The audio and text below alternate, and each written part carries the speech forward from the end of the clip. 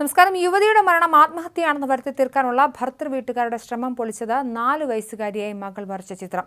ഉത്തർപ്രദേശിലെ ഝാൻസിയിലെ കൊട്വാലി പ്രദേശത്തിന് കീഴിലുള്ള പഞ്ചവടി ശിവ് പരിവാർ കോളനിയിൽ തിങ്കളാഴ്ചയാണ് സൊനാലി ബുധോലി എന്ന സ്ത്രീ മരിച്ചത്. സംഭവത്തിൽ പോലീസ് അന്വേഷണം പുരോഗമിക്കുകയാണ്.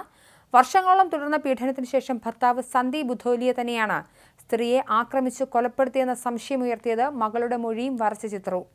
സൊനാലി ആത്മഹത്യ ചെയ്തതാണെന്ന് ഭർത്തൃവീട്ടുകാർ അവരുടെ കുടുംബത്തോട് പറഞ്ഞു.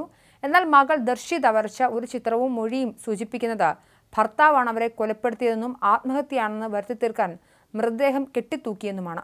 മെഡിക്കൽ റെപ്രസെന്റേറ്റീവാണ് സന്ദീപ് ബുധോലിയ.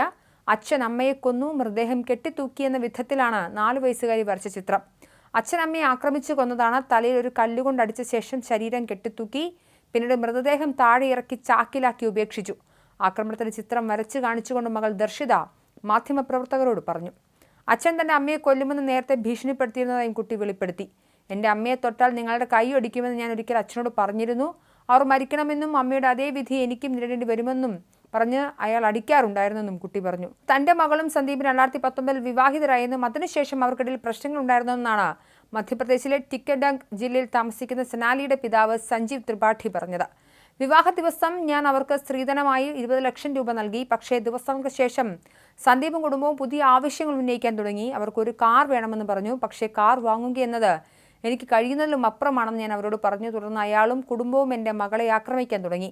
ഒരിക്കൽ ഞാൻ ഇതിനെ പോലീസിനെ സമീപിച്ചിരുന്നു. ഞങ്ങൾ ഒത്തുതീർപ്പിലെത്തിയാണ് പിരിഞ്ഞത് എന്നും അയാൾ പറയുന്നു. എന്നാൽ സൊനാലി ഒരു പെൺകുട്ടിയെ പ്രസവിച്ചതോടെ സ്ഥിതി കൂടുതൽ വഷളായെന്നും പിതാവ് ആരോപിക്കുന്നു.